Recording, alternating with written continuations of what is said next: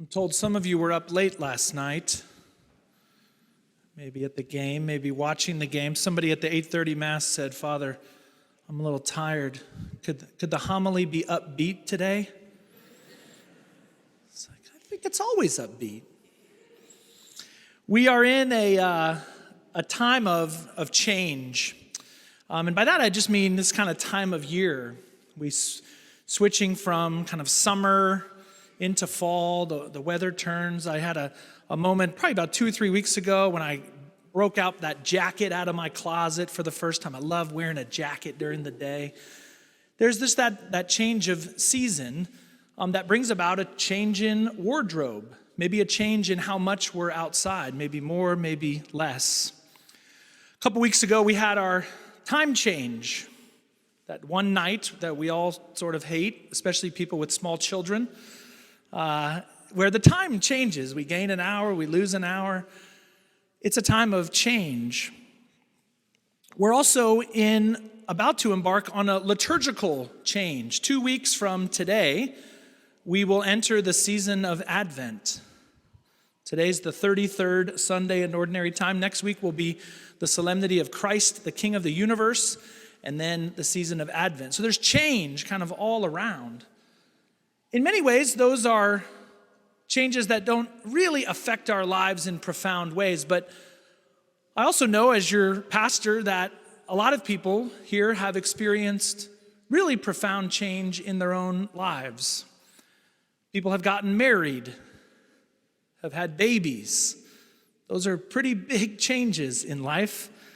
But also many who have experienced illness or even a death in their own family. Maybe a job change, maybe a move, maybe a breakup. All of those things, maybe they happened suddenly, maybe we knew they were coming, but whatever they are, when there's change in our life, it is a little disconcerting. Even sometimes if the change is good, it takes getting used to, getting into a new routine, getting used to life without that person. It's difficult. None of us really like change. It's not something that we look forward to, and it's oftentimes something that we greatly resist. Well, the readings today speak about change, specifically the change that is going to come at the end of time. So we read from the book of Daniel and also from the end of the Gospel of Mark, and we're told that when the end times come, at the end of time, the sun will be darkened. The stars will fall. The heavens will shake. Those are some pretty big changes. Daniel talks about those who are asleep will be awakened. It's what we mean when we say in the Creed every Sunday that I believe in the resurrection of the body. That there will come a time at the end of time when those who are dead will rise. Change. The difficulty of this particular change, Christ's coming at the end of time, is that, as Mark says, we don't know when it's going to happen. I remember a conversation with my dad when I was in high school after my grandmother died, and she died kind of suddenly. And I remember my dad saying, I hope God tells me the exact day and time that I'm going to die. And we all thought, that is the weirdest thing that anyone has ever said. But in my dad's mind, he wants to plan. As the provider for our family, he wanted to have an exact time so he could know and plan and have it all worked out so that we would be okay.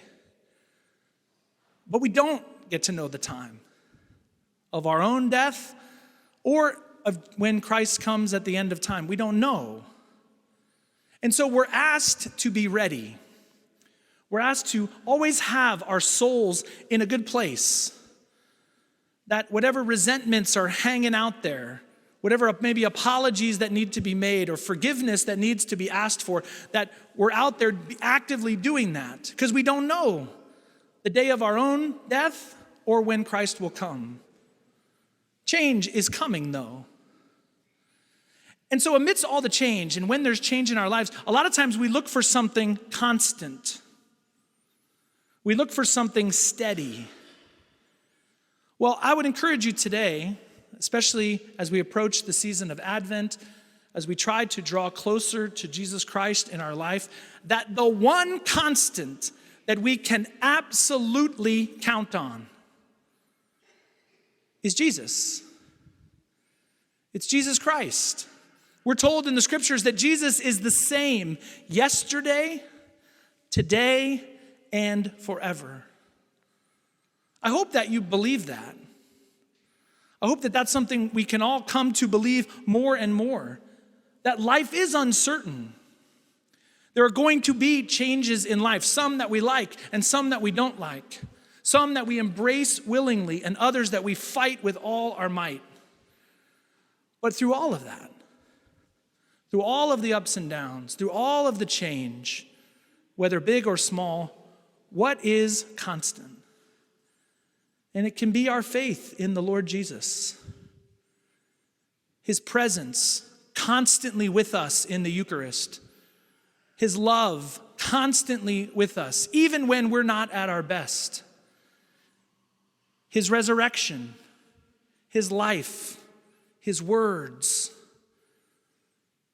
Jesus Christ is the same yesterday and today and forever. In this Mass, may we draw into that. May we lean into that. May we draw near to the Lord who loves us and who is constantly by our side. Jesus Christ never changes. He is the same yesterday and today and forever.